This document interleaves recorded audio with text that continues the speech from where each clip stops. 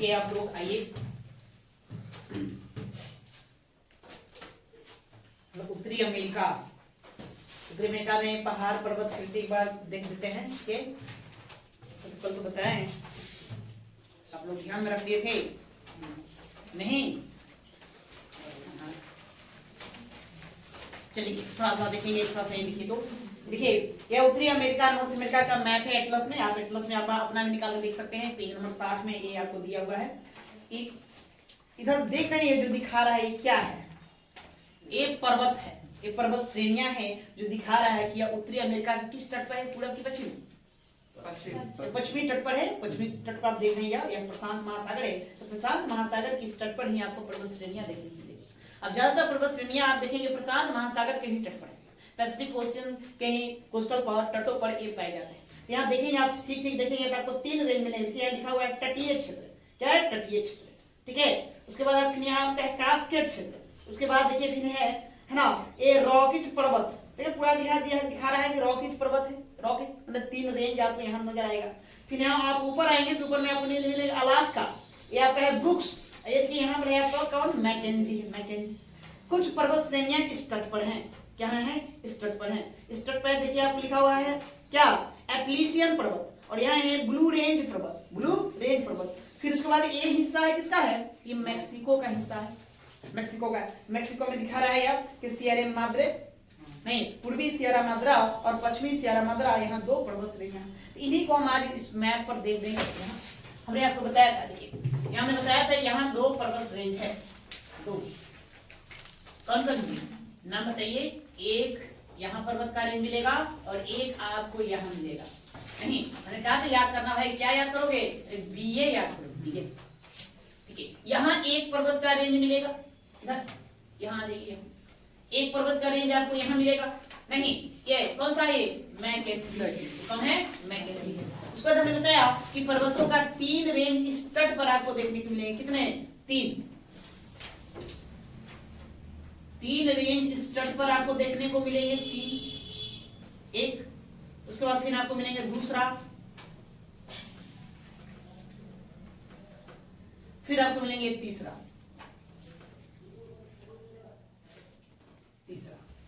ठीक है। उसके बाद फिर आप पर्वत का रेंज यहाँ मिलेंगे किसमें? आप चले जाएंगे मैक्सिको में, तो मैक्सिको में एक यहाँ मिलेगा और एक आपको यहाँ मिलेगा। उसके बाद और कहाँ पर्वत है? यहाँ आ रही है एप्लीसियन, एप्लीसियन आपको यहाँ मिलेगा और फिर आपको यहाँ पर एक मिल जाएगा ब्लू रेंज, ब्लू रेंज मिल जाएगा। इतना हमने पढ़ा था, हमने आपको बताया था इसका नामकरण भी करने के लिए कि देखो इसका हम नाम करेंगे कैसे। हम इसको याद रखेंगे बीए से, याद रखेंगे बीए। इंटर के बाद क्या करेंगे? बीए करेंगे, तो आपको यहाँ ध्यान रखना है बीए। और ये आपका है ए और ये क्या है? एम, एम से याद करेंगे। ए है, बी से क्या हो गया? बी से हो गया आपका, ध्यान रखना है कि हो गया आपका ब्रुक्स, ब्रुक्स। ठीक है, ए से आप याद रखेंगे क्या? अलास्का, अलास्का याद रखेंगे कि अलास्का है। और यहाँ हमने बताया था इसको इसलिए कैसे याद करना? CCR, CCR। चलो भाई इसको हम ऊपर शीर्ष पर लिख देंगे, नीचे हम पठार बना लेंगे। क्या हो गया? CCR, CCR। इस सी से आपको क्या हो जाता है? Coastal, casted, coastal. पहले कोस्टल तटीय, तो फिर सी से क्या होगा? Cascade, cascade. आपको कास्केड हो जाएगा और फिर आर से क्या हो जाएगा? रॉकेज, रॉकेज। ये रॉकेज, ये आपका हो गया। पहले आप ये टॉट, टॉट को हम पढ़ते हैं कोस्टल, ये हो गया कोस्टल, कास्केड और ये रॉकेज होगा। यहाँ हमने 2 बताया था, एक बताया था क्या जी? ये पूरब में है, जिसको बताया था हमने कि इसको कहते हैं पूर्वी सियरा, सियरा माद्रे, पूर्वी सियरा माद्रे। और ये आपका क्या हो गया?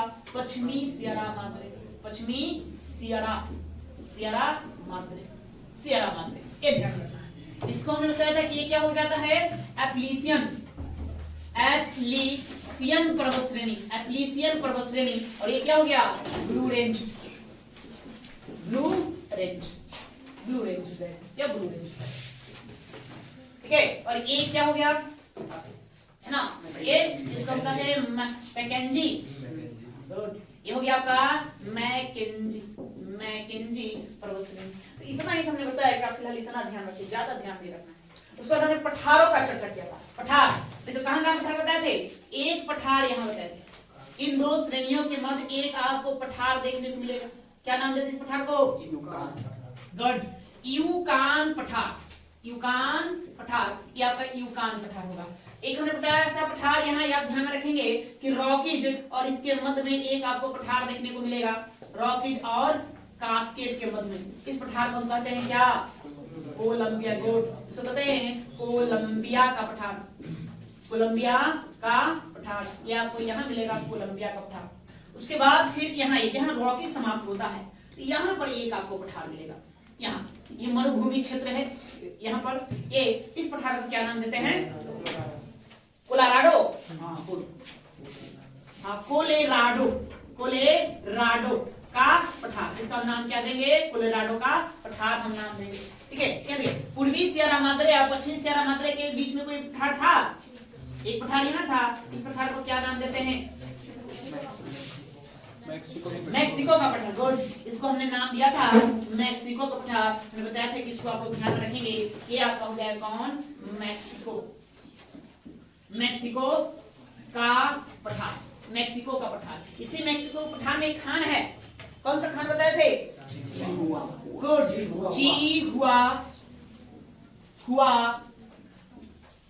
चिहुआहुआ खान है ना। चिहुआहुआ हमने खान बताया था। एक खान किस लिए प्रसिद्ध है ना? चांदी के उत्पादन के लिए। गुड, है ना, चांदी का उत्पादन यहाँ से हम करेंगे। कितना करेंगे? विश्व में सबसे ज्यादा हम चांदी का क्या करेंगे? यहाँ से उत्पादन करेंगे। नहीं, इतना हमने बात को समझा था। ओके, अब देखिए उसके बाद आइए और पठार कहाँ मिलेगी? एक यहाँ मिलेगा एडवर्ड, यहाँ एडवर्ड मिलेगा। यहाँ मिलेगा कौन सा पठार? एडवर्ड पठार। ये आपका हो गया एडवर्ड पठार, एडवर्ड पठार। उसके बाद फिर आपको यहाँ हमने एक और छोटा सा पठार बताया था, क्या नाम दिया था उसको? ओजक। गुड, ओजक पठार, इसका हमने नाम दिया था ओजक पठार। ये आपका ओजक पठार हो जाएगा। ठीक है, उसके अलावा एक आपको लंबा चौड़ा पठार आप यहाँ देख रहे हैं, ये कौन सी खाड़ी है? हडसन की खाड़ी है। हडसन की खाड़ी की इस तरफ एक बहुत बड़ा पठार है ना। इस पठार का क्या नाम देंगे? और इसका हम नाम देते हैं लॉरेंसिया का पठार, या इसे हम क्या कहते हैं? है ना, कनाडाई या कैनेडियन या कनाडाई सिल्ड भी कहते हैं। इसको हम सिल्ड भी कहते हैं। ठीक है, इसको हमने बताया था कि आपको ध्यान में रखना है। क्या ध्यान में रखना है? ये नॉर्थ अमेरिका का सबसे बड़ा पठार हो जाएगा। तो इतने ही तो बात ध्यान में रखना है पर्वत और पठारों से, ज्यादा तो ध्यान नहीं, बस इतना। पर्वतों की बात करें तो दो आपको यहाँ याद रखना है। अलास्का में, ये कौन सा है? ये अलास्का है, ये अलास्का। ठीक है, अलास्का कनाडा दोनों में मिल जाता है या जाकर के। यहाँ सबको ध्यान रखना है, एक आपको हो जाएगा ब्रुक्स, एक हो जाएगा कौन? अलास्का पर्वत श्रेणी। ब्रुक्स पर्वत श्रेणी, अलास्का पर्वत श्रेणी, इन दोनों के मध्य में एक पठार है, उसको कहते हैं यूकाटन पठार। सॉरी, यूकान पठार। क्या कहते हैं? यूकान पठार कहते हैं। उसको हम यहाँ बताया था कि यहाँ 3 ध्यान में रखेंगे, है ऐसे और, लेकिन कितना ध्यान रखना है? 3 ध्यान में रखना है। एक पहला है ना, कोस्टल, कास्केड और रॉकीज ना। कोस्टल, कास्केड और रॉकीज ध्यान में रखना है। ठीक है, ये जो रॉकी है, रॉकी पर्वत जो श्रेणी है, रॉकीज हमने बताया, ये रॉकीज ना। ये रॉकीज क्या है जी? नॉर्थ अमेरिका का सबसे बड़ा, सबसे लंबा पर्वत श्रेणी कहिए या पर्वत श्रृंखला है ना। कितना है? 4800 किलोमीटर है ना, 4800 किलोमीटर की इसकी लंबाई पर। ठीक है ना, वो आपको इसको ध्यान में यहाँ पर रखना है। क्लियर हो गया वो बात? ये बात समझ गए यहाँ? उसके बाद हमने यहाँ बताया कि यहाँ पर दो मिलेंगे, जिसका नाम है सियरा माद्रे नाम है। पूर्व में होने के कारण इसको पूर्वी सियरा माद्रे कर देते हैं, और इसको हम क्या कहते हैं? पश्चिमी सियरा माद्रे। इन दोनों के बीच में एक पठार है, जिसको मैक्सिको का पठार कहते हैं। यही मैक्सिको पठार में एक खान मिलेगा, चिहुआहुआ की खान, जो क्या है? दुनिया में सबसे ज्यादा चांदी का उत्पादन कर लेता है। ठीक है, यह आपका कोलंबिया का पठार हो गया। ये रॉकीज और कास्केड के मध्य में एक पठार मिलेगा, कोलंबिया का पठार। ये आपका हो गया कोलोराडो पठार। एक कोलोराडो का पठार से कोलोराडो नदी निकलती है। कौन सा नदी? कोलोराडो नदी है ना। कोलोराडो नदी पर एक बांध भी हम देखेंगे है ना। झील वगैरह भी देखेंगे। ये आपको एडवर्ड ध्यान रखना है, ये वो जो ध्यान रखना है। आइए, सबसे ऊंची चोटी उत्तरी अमेरिका महाद्वीप की सबसे ऊंची चोटी किस पर मिलेगा? कौन सा पर्वत श्रेणी? अलास्का पर। अलास्का पर ठीक है, अलास्का पर ही तो बताया था कि अलास्का पर ही क्या मिलेगा? यहाँ पर एक पर्वत चोटी मिलेगा। इस पर्वत चोटी को हम क्या नाम देते हैं? माउंट मैकिनले है ना। इसी का नाम क्या रख दिया गया है? देनाली नाम रख दिया गया है। और यही क्या है? नॉर्थ अमेरिका की सबसे ऊंची पर्वत चोटी का नाम है। फिर उसके बाद आपको रॉकी से पूछेगा, रॉकी से कि रॉकी पर्वत श्रेणी की सबसे ऊंची चोटी कौन है? रॉकी का सबसे ऊंची चोटी का क्या नाम था? गुड, इसका नाम है माउंट एडवर्ड। या कहां का? रॉकी पर्वत श्रेणी की सबसे ऊंची चोटी है। हमने अपलिसियन पर भी एक बताया था कि अपलिसियन में ध्यान में रखना है कि अपलिसियन की सबसे ऊंची चोटी इसको भी ध्यान रखना है। क्या नाम है इसका? माउंट मिशेल है ना, माउंट मिशेल। या किसका है? अपलिसियन पर्वत श्रेणी की सबसे ऊंची चोटी है। तो ऊंची चोटियों में आपको तीन ध्यान में रखेंगे। एक हमको याद रखना माउंट मैकिनले, या उसी का नया नाम क्या है? देनाली है। ठीक है, दूसरा हम याद रखेंगे माउंट एडवर्ड याद रखेंगे, और तीसरा हम ध्यान में रखेंगे माउंट मिशेल। बस ये तो उत्तरी अमेरिका में पर्वत पठारों को बस इतना जानना है, ज्यादा। ओके, क्लियर है? ठीक है, अब आइए हम आगे चलते हैं। चलो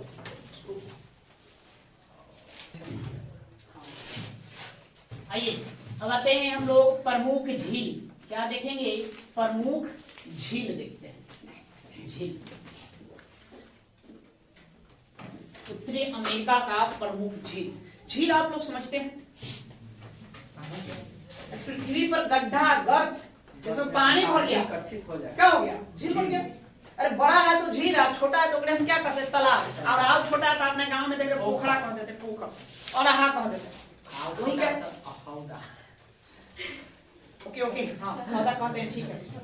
हाँ, उतना जमना जाएंगे, हाँ। और छोटा तो गुप्ची भी कह देते हैं। देखिए, पृथ्वी पर वह निचला स्तर, निचला भाग जिसमें यदि पानी भर जाए उसको हम क्या कह देंगे? उसी को हम झील का नाम देंगे। उसका क्षेत्रफल तो नहीं बड़ा होना चाहिए, छोटा क्षेत्रफल में है तो उसको हम क्या कहते हैं? झील कहते हैं। नहीं तो झीलें आखिर बनते क्यों हैं? कारण होगा ना, झील कैसे बनते हैं, क्यों बनते हैं? अब देखेंगे। तो सब मैप हम आपको दिखाते हैं उत्तरी अमेरिका का। देख रहे हैं उत्तरी अमेरिका के मैप? देखिए ये तो आपका हडसन की खाड़ी है। क्या है ये? हडसन की खाड़ी है। ऊपर देख रहे हो बहुत सारा झील बना हुआ। देखो यहाँ जो आपको व्हाइट नजर आ रहा है, सब झील है। एक यहाँ झील है, या आपको ग्रेट बियर बड़ा भालू है ना। उसके बाद यहाँ ग्रेट स्लेव, या अथाबास्का, रेनडिवियर। फिर आपको यहाँ आएंगे तो आपको यहाँ पर विनिपेग मिल जाएगा। उसके बाद देखिए ये आपको कनाडा, ये जो इससे हरे रंग का है ये कनाडा है, हल्का पीले रंग का जो है क्या है? उत्तरी अमेरिका है। अमेरिका महाद्वीप, सॉरी यूएसए, अमेरिका देश है। इसके यहाँ पर देखेंगे इसका सीमा पर 5 झील है। कितने? 5 झील है ना। यहाँ पर आपको सुप्रियर मिल जाएगा, ह्यूरॉन मिल जाएगा, मिशिगन मिल जाएगा, ईरी मिल जाएगा, ओंटारियो मिल जाएगा। ये 5 झीलें हैं। इन झीलों के अलावा फिर और आप आ जाइए कहाँ? निकारागुआ, या निकारागुआ में एक झील मिलेगा। उसके बाद आएंगे तो पनामा में एक झील मिलेगा। उसके अलावा फिर आएंगे तो यहाँ पर यहाँ जहाँ पर्वत रेंज समाप्त होता है यहाँ पर एक झील मिलेगा जिसे सॉल्ट लेक कहते हैं, एक झील मिलेगा। और भी यहीं पर कोलोराडो नदी पर भी और झील है ना, कई सारे झीलें हैं। इन सभी झीलों को हमको क्या करना है? अध्ययन करना है। सबसे पहले सवाल होता है आखिर झीलें क्यों बनती है? देख रहे हैं यहाँ पर झील सब बना क्यों बना? तो देखिए ये हिस्सा कहाँ का है? अरे उत्तरी ध्रुव है, नॉर्थ पोल। नॉर्थ पोल जानते हैं बर्फ से ढका हुआ है, पूरा बर्फ गिरता है, काफी भारी बर्फ। नहीं, कहा जाता है आज से 20 लाख वर्ष पूर्व एक ऐसा युग था जब पृथ्वी पर भयंकर बर्फबारी हुआ, पूरा पृथ्वी जम चुका था। लेकिन फिर धीरे धीरे मौसम गर्म हुआ, गर्म होने के बाद फिर वो सब बर्फ पिघला और स्थल फिर नजर आने लगा। अच्छा, आप लोग बचपन में कभी बर्फ वगैरह खाए हैं? Yes sir. इच्छा होगा ना बर्फ खाना है, बर्फ का गोला? नहीं, कैसा जी? कभी फ्रिज में रखा हुआ था उसको है ना, वो बोला बर्फ खाएंगे। अच्छा, फ्रिज में बर्फ रखा हुआ उसमें हम जीभ लगा दें तो क्या होगा? जीभ सट जाएगा जी, वो निकलेगा नहीं। वो है ना, बल लगाकर उसको खींचोगे तो थोड़ा सा मांस भी उसी के साथ रह जाएगा, बर्फ के साथ रह जाएगा। ऐसा क्यों होता है? ऐसा कभी अंदाजा किया है? नहीं तो नहीं किया है तो अपने घर पे जाएंगे, आप प्रयोग करेंगे। ठीक है, बर्फ फ्रीज से मतलब बर्फ निकालेंगे जो जमा हुआ बर्फ, उसको जीभ पर उसको क्या करिए? सटाइए, रखिए, वो आपका चिपक जाएगा। है ना, ऐसा क्यों होता है? तो बस उसी कारण झील बनता है, वही इसका लॉजिक भी है। चाहे कोई एकदम ठंडा सा कुछ है, जैसे पॉल है, खंबा है, कुछ भी है, वो ठंडा है, कोल्ड है ना, उसका टेम्परेचर माइनस में है, उसमें तुम जीव इतने सटा कर दे, उसमें भी चिपक जाएगा, है ना। देखिए यहाँ अगर तलहटी पर हम क्या करेंगे, बर्फ रखेंगे तो बर्फ क्या होगा, धीरे धीरे पिघलेगा, जाके इस सबको जकड़ लेगा, ये सब जब बर्फ क्या होगा, सबको जकड़ लेगा, नहीं जम गया, यहाँ बर्फ रखे, धीरे धीरे पिघल कर इसमें जकड़ गया, और ठंडा हुआ तो इसको और पूरा इसे जकड़ लेगा, है ना। जब यह वापस लौटता तो पूरा खींचता है, तानता, तो बस वैसे ही यहाँ हुआ। ये सब जो देख रहे हैं, जितने भी गड्ढे ये बने हुए हैं, या गड्ढे बनने के पीछे का यही कहानी है ना। आज से 20 लाख वर्ष पूर्व भयंकर बर्फबारी हुआ, पूरा पृथ्वी बर्फ से ढका हुआ है, वो बर्फ का समय ही था, एज था, आइस एज उसको कहते हैं, वही एज था। उस एज में जब बर्फ जब फिर समय बदला, टेम्परेचर चढ़ा, ऊपर हुआ, गर्म हुआ वातावरण, तो ये सब बर्फ क्या हुआ, पिघलना शुरू हुआ, वापस होना शुरू हुआ। वो क्या क्या अपना जब वापस लौटा तो मिट्टी जहां तहां खींचते हुए वापस लौट गया, है ना, वही गड्ढा बना दिया, जहां तहां क्या बना दिया, गड्ढा बना दिया। आप जानते हैं 1000 झीलों की भूमि कहते हैं किसको, फिनलैंड को, है ना। 1000 लेक किसको कहते हैं, फिनलैंड को कहते हैं। तो फिनलैंड में क्या है, तो फिनलैंड भी आप जाएंगे तो आपको उत्तरी ध्रुव के पास ही मिलेगा, नॉर्वे के पास वो देश है वो भी। तो क्यों वहां झील इतना सारा बन गया, तो वहां भी झील बनने के पीछे का यही कहानी है। तो एक झील इस स्थिति से बनेगा, ठीक है, वो गड्ढा हो गया नहीं, और भी कई तरह से झील बनता है। एक झील तो देख रहे हैं मैंने इस तरह से बन गया। हाँ, आप जाएंगे मरुभूमि में, मरुस्थल भाग को जाइए, जैसे थार में चले जाइए, है ना, रेगिस्तान है था, मतलब रेगिस्तान में भी झील है, थार रेगिस्तान में झील है जी नहीं, और वहां भी झील है, बना हुआ है, वहां भी झील है, रेगिस्तानों में भी आपको झील मिलेगा। तो वहां कैसे झील बन गया?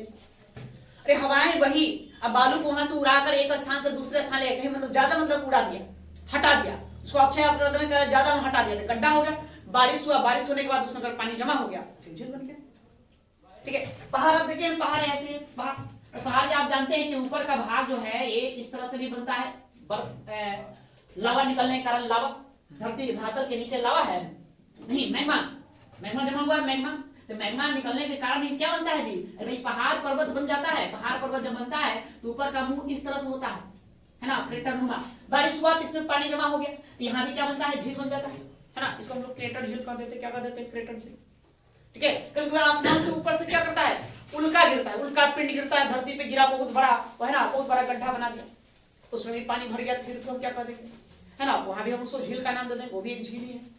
तो प्राकृतिक रूप से ये सब झीलें बनती है। कुछ है कि चलो भाई ये पर्वत है, देखो ये पहाड़ पर्वत है, यहाँ से नदियां निकल रही है, यहाँ से क्या निकल रही है, नदियां निकल रही है, यहाँ से नदियां आ रही है, और नदियां आ रही है तो हम क्या करें, यहाँ पर बांध बांधिए, तो बांध आप बना देंगे तो इसके पीछे पानी जमा हो जाएगा।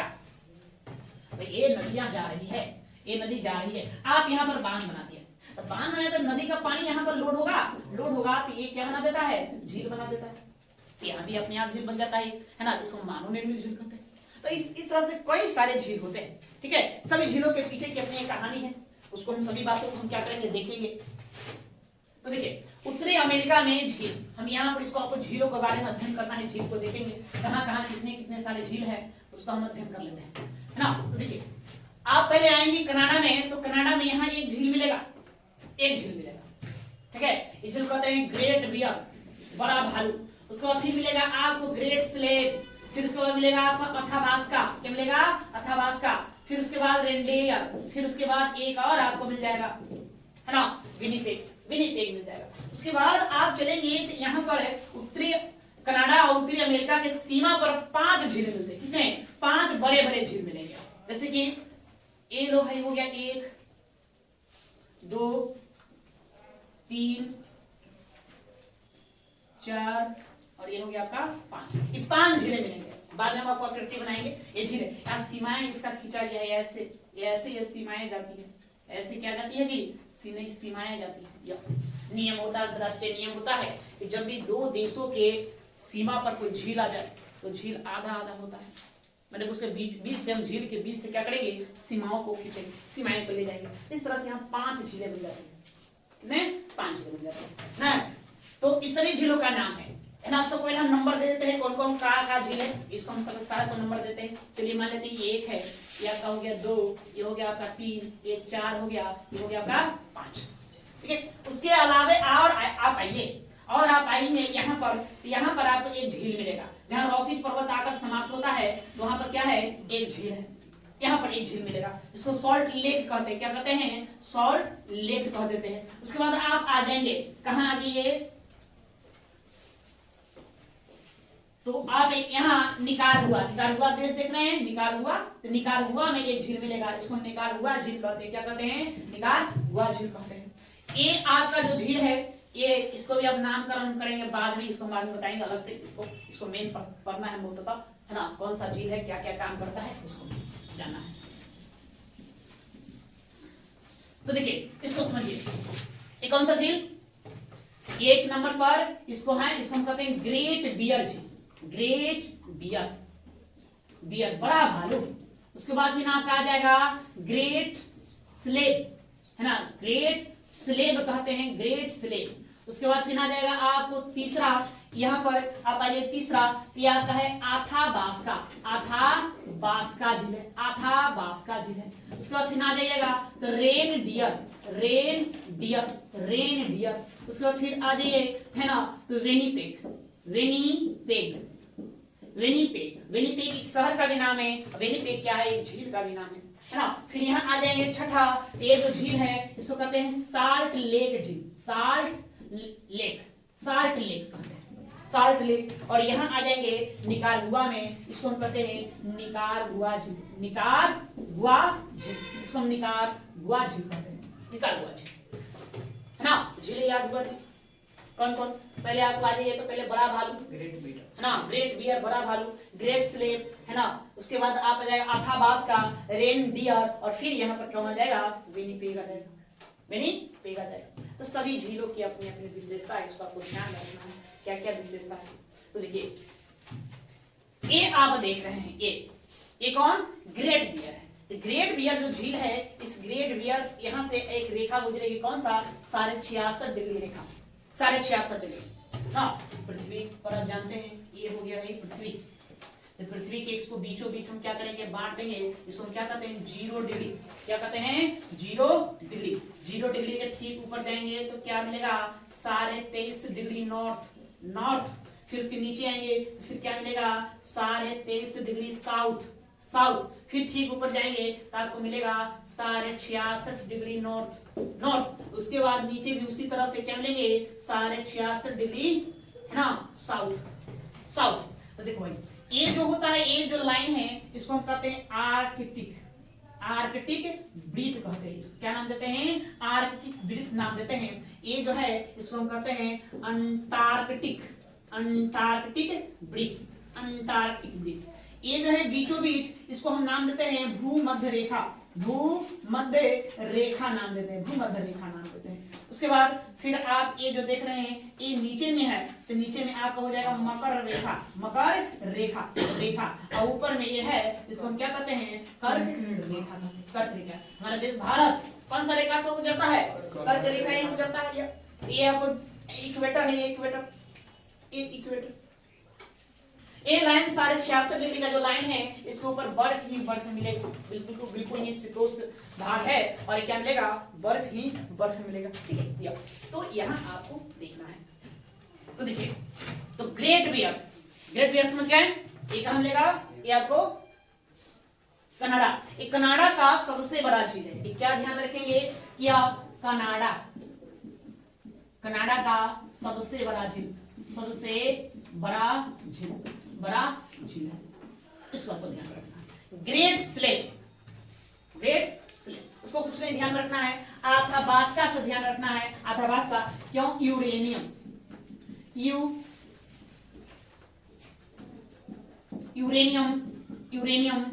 का उत्पादन या उत्पादक क्षेत्र है, यूरेनियम का उत्पादक क्षेत्र है, इसको आपको ध्यान में रखेंगे। तब तक कनाडा यूरेनियम उत्पादन में कौन कौन सा देश आप जानते हैं, नहीं जानते जी, अरे केसीए, कौन, केसीए क्या हो, कैसे आपको ध्यान रखना है, कजाकिस्तान। उसके बाद सी से आपको याद रखना है कनाडा, और ए से याद रखना है ऑस्ट्रेलिया ध्यान रखना।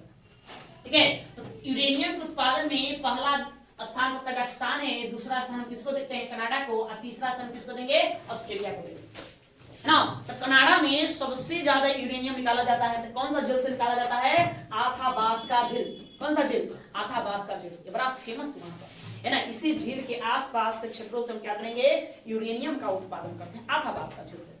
उसके बाद ये रेन डियर है, कौन सा, रेन डियर। तो रेन डियर है, तो रेन डियर से कोई उस तरह विशेष बात ध्यान में रखना है, विनिपेग, विनिपेग याद रखना, यहाँ क्या मिलेगा, शीतोष्ण घास का मैदान, घास का मैदान, मैदान। तो शीतोष्ण घास का मैदान को हम क्या कहते हैं, प्रेरिज, प्रेरिज, इसको क्या कहते हैं, प्रेरिज। ये जो भाग का जो क्षेत्र देख रहे हैं, ये विनिपेग, तो यहाँ पर आपको घास का मैदान मिलेंगे, यहाँ पर क्या मिलेंगे, घास का मैदान। इसके आसपास के क्षेत्र में घास का मैदान है, घास का मैदान, शीतोष्ण घास का मैदान, इसके आसपास के क्षेत्र घास का ये सब मैदान है ना। ये आपको इधर तक भी आ जाएंगे, इन सब भागों तक भी आ जाएंगे। घास का सब क्या है, मैदान है।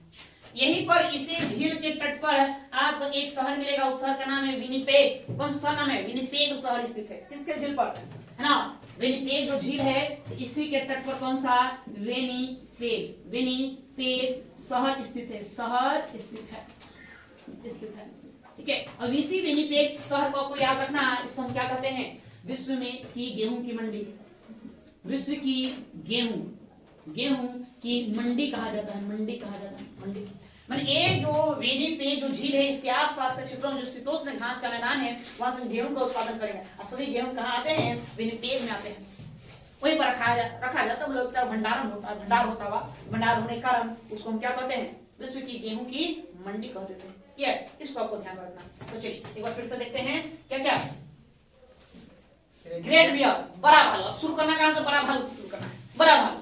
उसके बाद ग्रेट स्लेव, आथाबास्का, रेन डियर और विनिपेग। इसमें ध्यान किसको रखना है, आपको मूलतः ध्यान में रखिए आथाबास्का को, जहां से प्रश्न बनता है उस पर फोकस करना है। पहले तो ग्रेट बियर ध्यान में रखेंगे, एक कनाडा का सबसे बड़ा झील है, कनाडा का सबसे बड़ा झील कौन है, ग्रेट बियर हो गया। आथाबास्का ध्यान में रखेंगे, क्या यूरेनियम का उत्पादन होता है, यूरेनियम का उत्पादक क्षेत्र रहेगा। प्रश्न आपसे पूछा जाएगा कि कनाडा जो है यूरेनियम उत्पादन में क्या स्थान रखता है, तो दूसरा स्थान रखेगा, है ना। तो कनाडा में यूरेनियम हम किस झील से निकालते हैं, किस झील के क्षेत्र से, आथाबास्का झील के क्षेत्रों से हम क्या करेंगे, वहां से निकालेंगे। रेनडियर को छोड़ देना है, विनिपेग, विनिपेग को ध्यान रखना। विनिपेग जो झील है उसके आसपास का जो क्षेत्र है वो क्या है, घास का मैदान है, शीतोष्ण घास का मैदान है। और शीतोष्ण घास के मैदान को प्रेरिज कहते हैं, क्या कहते हैं, प्रेरिज। आपसे सीधा सीधा प्रश्न पूछा जाएगा कि प्रेरिज घास का मैदान किस महाद्वीप में है, कौन सा महाद्वीप, तो उत्तरी अमेरिका महाद्वीप में नहीं, तो विनिपेग झील के आसपास का क्षेत्र है। उसी विनिपेग झील के तट पर भी एक शहर बसा हुआ है, उस शहर का क्या नाम है, विनिपेग नाम है। विनिपेग झील का भी नाम है, विनिपेग शहर का नाम है। उसी विनिपेग को हम क्या कहते हैं, विश्व में गेहूं की मंडी कहते हैं, या विश्व की गेहूं की मंडी के नाम से वो जाना जाता है। साल्ट लेक, एक झील देखते हैं, साल्ट लेक या लवणीय झील। एक ऐसा झील है, लवणीय झील है, लवणीय झील, लवणीय झील।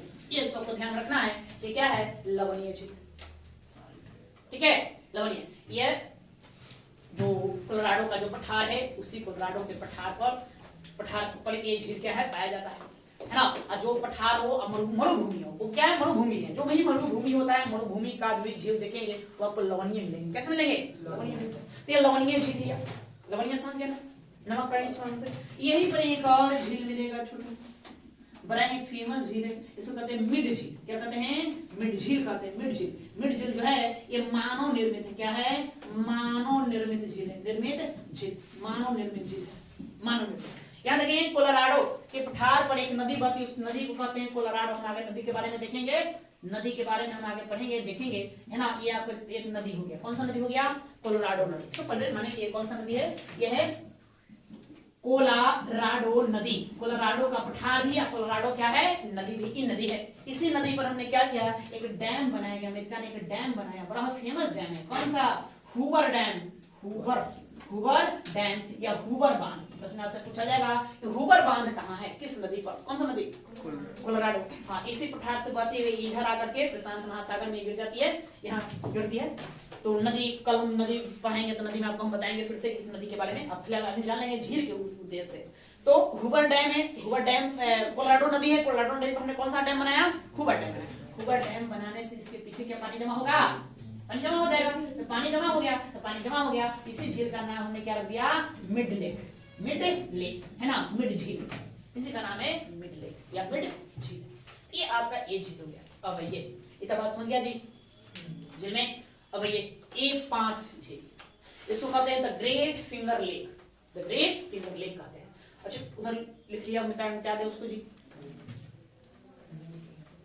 हाँ फोटो ले लेगा तो दो मिनट।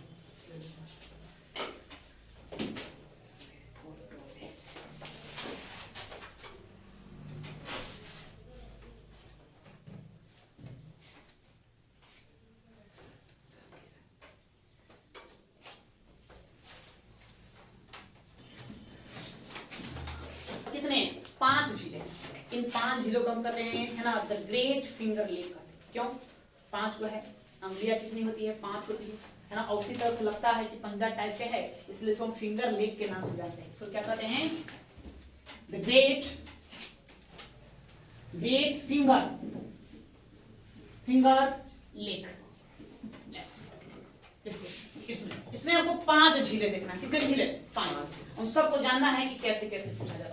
तो भाई तो सबसे पहले आपको ध्यान में रखना है एक बड़ा सा है ना, ये आपका हो गया सुप्रियर झील। कौन सा झील, सुप्रियर झील। उसके बाद फिर आपका हो जाएगा ये आपका मिशिगन सॉरी ह्यूरॉन से ही नीचे सटा हुआ है मिशिगन के बाद फिर आप आ जाइए इस तरह से ईरी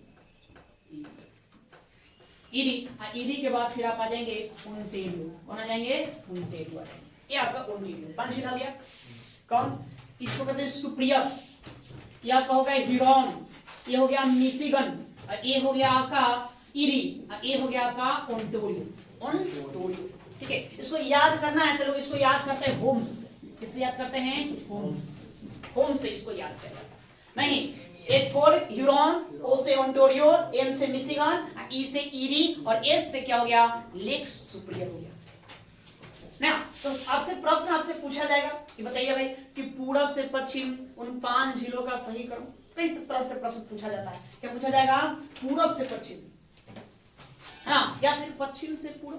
अगर हम ये पश्चिमी भाग है, ये पूर्वी भाग है, हम पश्चिम से भी पूरब जाएंगे तो पहले कौन मिलेगा, तो पहले आपको सबसे पहले कौन मिलेगा, सुप्रियर। उसके बाद फिर कौन मिलेगा, ह्यूरॉन, तब मिशिगन मिलेगा, ह्यूरॉन मिशिगन, उसके बाद ईरी, तब क्या मिलेगा, ओंटारियो मिलेगा, है ना। तो याद रखना है, क्या याद रखेंगे भाई, पश्चिम से पूर्व की ओर, पश्चिम से पूर्व की ओर चलेंगे तो सबसे पहले आपको क्या मिलेगा, है ना, तो सबसे पहले आपको मिलेगा सुप्रियर। सुप्रियर के बाद आपका आ जाएगा ह्यूरॉन आ जाएगा, ह्यूरॉन के बाद फिर आपको मिलेगा मिशिगन मिल जाएगा, मिशिगन के बाद फिर आपको मिलेगा ईरी के बाद आपको मिलेगा ओंटारियो मिलेगा, ये आपका क्रम है, इसको आपको ध्यान रखना। फिर आपको क्षेत्रफल के दृष्टि से, क्षेत्रफल की दृष्टि से आपसे ये भी तो पूछ सकता है, तो बताइए सबसे बड़ा झील कौन है, सबसे बड़ा, तो सबसे बड़ा सब जानता है कि सबसे बड़ा है सुप्रियर। क्या है भाई, सुप्रियर जो है ये सबसे बड़ा है, और सुप्रियर के बाद फिर कौन बड़ा हो जाएगा, सवाल है सुप्रियर के बाद तो फिर कौन बड़ा हो जाएगा भाई, मिशिगन बड़ा है कि ह्यूरॉन बड़ा है, ये आपसे सवाल पूछा जाएगा। ह्यूरॉन, अच्छा नहीं, 1 मिनट रुकेंगे आप लोग, है ना, थोड़ा सा एक क्रम आपको हम सुधार देते हैं। तो पहले आपके ध्यान में रखेंगे, है ना, सुप्रियर के बाद आपको पहले कौन मिलेगा, मिशिगन मिल जाएगा, तब ह्यूरॉन मिलता है ना, माइंड स्टेट। सुप्रियर के बाद पहले क्या मिलेगा, मिशिगन, तब कौन मिलेगा, ह्यूरॉन मिलेगा, ह्यूरॉन मिल जाएगा। अब थोड़ा सा मैप देखिए, नहीं आपके पास मानचित्र है, तो मानचित्र है तो आप देखिए, सबसे पहले आपको यहाँ पे मिलेगा सुप्रियर के बाद देख रहे हैं कौन आ गया, मिशिगन के बाद फिर यहाँ कौन आ रहा है, ह्यूरॉन आ रहा है, ह्यूरॉन के बाद फिर ईरी के बाद क्या है, ओंटारियो। ठीक है, तो पहले आपका ह्यूरॉन आ जाएगा, कौन आ जाएगा, याद रखना superior, Michigan, Huron, eerie, Ontario, ये आपका क्रम हो गया। किधर? पश्चिम से पूरब की ओर। वो हम क्षेत्रफल के दृष्टि से चलेंगे तो सबसे पहले आपको सबसे बड़ा मिलेगा सुपीरियर, और मिलेगा लेक सुपीरियर, सबसे बड़ा लेक सुपीरियर के बाद। तो ध्यान रखना खाली यहाँ आपको क्रम को ध्यान रखना है, इसको खाली आपको चेंज कर देना, इसको इन दोनों को, पहले ह्यूरॉन तब मिशिगन, बाकी वो दोनों वैसे ही रहेगा। पहले क्या रहेगा? ह्यूरॉन, तब क्या जाएगा? मिशिगन, है ना। उसके बाद सबसे बड़ा कौन है? तो ह्यूरॉन, ह्यूरॉन सबसे बड़ा हो जाएगा। ह्यूरॉन के बाद सबसे बड़ा फिर कौन हो जाएगा? मिशिगन, मिशिगन, मिशिगन हो जाएगा, मिशिगन हो जाएगा। मिशिगन के बाद सबसे बड़ा फिर कौन हो जाएगा? तो फिर उसके बाद हो जाएगा ईरी, ईरी के बाद फिर कौन हो जाएगा? Ontario, Ontario, Ontario, Ontario. ये आपका क्या हो गया? क्रम हो गया। ठीक है, ये दो बातें हमको ध्यान रखना है। तो सजा लोगे ना जी, सजाने के लिए आपको देगा क्षेत्रफल के दृष्टि से द ग्रेट फिंगर लिप का सही क्रम है। तो सही क्रम है तो आपको ध्यान रखना, दोनों बातें आपको ध्यान रखना है। पश्चिम से पूरब की ओर क्रम या पूरब से पश्चिम की ओर पूछते, पूरब से पश्चिम की ओर पूछे तो ओंटारियो शुरू कर देंगे, Ontario, eerie, Huron, Michigan, superior. नहीं, ये अब इसमें से देखिए और यहाँ से क्या बहुत सारी बातें पूछा जाता है ना। ये देखिए सुपीरियर झील और ह्यूरॉन झील, इन दोनों को जोड़ा जाता है। दोनों क्या किया जाता है? जोड़ा जाता है, दोनों कनेक्ट होता है। किससे कनेक्ट होता है? एक नहर से कनेक्ट होता है। इस नहर का नाम है सू नहर। क्या नाम है? सू नहर। चलो भाई लिख देते हैं हिंदी में, इसको कहते हैं हम लोग सू नहर, सू नहर। या दोनों को हम क्या करते हैं? जोड़ देते हैं। दोनों में थोड़ा सा अंतर है, डिफरेंट है स्थल का। हमने क्या किया? दोनों को खोद करके, है ना, भूमि को खोद करके हमने क्या बना दिया? नहर बना दिया। सुपीरियर को किससे जोड़ दिया? ह्यूरॉन से। तो प्रश्न पूछा जाएगा कि सुपीरियर को ह्यूरॉन से कौन सा नहर जोड़ता है? कौन नहर जोड़ेगा? सू नहर जोड़ेगा। या फिर उल्टा प्रश्न पूछ देगा कि सू नहर किन दो झीलों को जोड़ता है, तो किनको? उनको लेक सुपीरियर और ह्यूरॉन को जोड़ता है। यहाँ देखिए ईरी है और ओंटारियो है, इन दोनों के मध्य में भी एक नहर है जो जोड़ने का काम करता है। क्या करेगा? जोड़ने का काम करेगा। यहाँ पर जो नहर जो जोड़ता है, ये नहर का नाम है वेलैंड, वेलैंड नहर, है ना, या वेलैंड नहर कही, वेलैंड नहर इसका नाम है वेलैंड नहर। इसको क्या कहेंगे? वेलैंड नहर, जो इन दोनों को क्या करेगा? जोड़ने का काम करेगा। तो ईरी को ओंटारियो से कौन सा नहर जोड़ेगा? वेलैंड नहर जोड़ेगा। या फिर प्रश्न उलट के पूछ देगा कि वेलैंड नहर किन दो झीलों को जोड़ता है? किसको किसको? ईरी और ओंटारियो। अब इन झीलों का बड़ा ही महत्व है। क्यों महत्व है? इसके झीलों पर कई सारे शहर बसे हुए हैं, उन शहरों का अपना एक अलग ही महत्व है। नहीं, हमको सब जानना है कि किस तट पर कौन सा शहर बसा हुआ है। इसी को हम नियाग्रा जलप्रपात देखेंगे। यहाँ से नहर भी निकाले, नदी भी निकलती है एक, है ना, सेंट लॉरेंस नदी। उस सेंट लॉरेंस नदी को भी देखेंगे। बस हो गया, या इसको देखेंगे। यहाँ से इन झीलों से एक प्रश्न और बनेगा। क्या प्रश्न बनता है? तो प्रश्न पूछा जाता है, बताइए इन 5 झीलों में कौन सा झील पूर्णतः यूएसए में है, मतलब अमेरिका में है। मैंने अभी क्या बताया? देखिए ये सीमा, देखिए मैंने बताया कि जब भी दो देशों के सीमाओं पर झील आ जाए तो अंतरराष्ट्रीय नियमों के अनुसार उसकी सीमा रेखा कहां से खींची जाती है? झीलों के बीचों बीच से खींची जाती है। इसीलिए देखो इस तरह से आपको सीमा मिलेगा। किसका? अमेरिका और कनाडा का। कौन सा झील अमेरिका में रह गया पूरी तरह से? देखिए मिशिगन, मिशिगन क्या है? ये पूरी तरह से अमेरिका में। क्लियर है बात? समझ गए? या चलो इसका हम और पढ़ेंगे, विस्तार से सारा बात बताएंगे किस झील के नीचे कौन सा शहर बसा, उस शहर की क्या विशेषता है ना। अगली क्लास में सब बातों को देखेंगे। बताइए एक बार फिर से रिवीजन कर लेते हैं। तो आइए यहाँ पर कौन सा झील याद क्या करना है? बस उतना पढ़ना है तो बहुत सारे, लेकिन जिसको प्रश्न पूछा जाता है उतना जाना है। यहाँ मिलेगा बड़ा भालू, बड़ा भालू, है ना, अंग्रेजी में याद नहीं होता है, हिंदी में याद करो, बड़ा भालू, ग्रेट बियर। यह कनाडा का सबसे बड़ा झील। उसके बाद फिर क्या मिलेगा? ग्रेट स्लेब मिल जाएगा। फिर उसके बाद अथाबास्का। अथाबास्का को क्या याद रखोगे? यूरेनियम के उत्पादन के लिए फेमस है ना। इसके आसपास का जो क्षेत्र है यूरेनियम का क्षेत्र है। यहाँ से क्या करता है? कनाडा यूरेनियम उत्पादन करता है, और यूरेनियम उत्पादन करने में दुनिया का दूसरा सबसे बड़ा देश है। ठीक है, उसके बाद फिर आपके यहाँ है रेनडियर। रेनडियर के बाद फिर आपको एक और मिलेगा, विनिपेग मिल जाएगा। इसी विनिपेग के तट पर एक शहर भी है, इसका नाम क्या है? विनिपेग शहर नाम है। और ये जो है शीतोष्ण घास का मैदान का इलाका है, मतलब शीतोष्ण घास होता है। अब आप यहाँ इस पर नहीं आएंगे, कितना सटा के दे दिए। मैं जब देखिए उसमें कितना दूरी है ना, बस हो गया। या इसके आसपास का जो क्षेत्र है कैसा है, शीतोष्ण घास का मैदान है। इस शीतोष्ण घास के मैदान को इसको क्या कहते हैं, इसका नाम देते हैं प्रेयरी। क्या नाम देते हैं, प्रेयरी नाम देते हैं। प्रश्न आपसे पूछा भी जाता है कि प्रेयरी घास का मैदान किस महाद्वीप पड़ता है, कौन सा महाद्वीप, तो अमेरिका महाद्वीप। इसको फिर आप आइए यहाँ, इसको क्या कहेंगे, कहेंगे ग्रेट लेक, साल्ट लेक, यह लवणीय झील है, इसका नाम है साल्ट लेक। साल्ट लेक नाम है, यह एक लवणीय झील है। ठीक है, उसके बाद आप आएंगे मिड झील। कौन सा झील, मिड झील। क्या मानव निर्मित झील है, किस नदी बना हुआ, कोलोराडो नदी। कोलोराडो नदी पर हमने एक बांध बनाया, डैम बनाया, इसका नाम है हूवर हूवर डैम। उसी हूवर डैम के पीछे एक झील बनता है, इसका क्या नाम है, मिड झील। एक हमने यहाँ बताया है आपको, यहाँ आपको ध्यान में रखेंगे, यहाँ ये झील का क्या नाम है, निकारागुआ। निकारागुआ देश में है, इसका नाम है निकारागुआ। ठीक है, इसका हम क्या नाम देते हैं, निकारागुआ नाम देते हैं। ये झील है। उसके बाद 5 यहाँ सीमाओं पर, 5 सीमाओं पर, ये आपका हो गया सुप्रियर, ये हो गया आपका मिशिगन, ये आपका हो गया ह्यूरॉन, ये आपका हो गया ईरी, और ये आपका कौन हो गया, ओंटारियो। 5 झील है। 5 झीलों में क्रम, तो क्रम सबसे पहले सुप्रियर, तब मिशिगन, तब ह्यूरॉन, तब ईरी, तब ओंटारियो। क्षेत्रफल का आकार से चलेंगे तो पहले आपको कौन, लेक सुप्रियर, फिर ह्यूरॉन, तब मिशिगन, तब कौन, ईरी, तब ओंटारियो। कौन सा झील पूरी तरह से यूएसए में है, अमेरिका में है, तो कौन है, मिशिगन, पूरी तरह से अमेरिका में है। बाकी इन झीलों के तट पर और क्या क्या है, इसका अध्ययन हम कल करेंगे। आज को इतना ही रहने दो। ठीक है, तो आप लोग मैप को देख लेंगे ठीक से, फिर से घर पर जाएंगे, मैप का अध्ययन करेंगे, मैप में देखने का, खोजने का प्रयास करिए कि कौन झील कहाँ है, आराम से मिल जाएगा, साफ साफ स्पष्ट दर्शाया हुआ, थोड़ा सा उसको लोकेशन। ठीक है।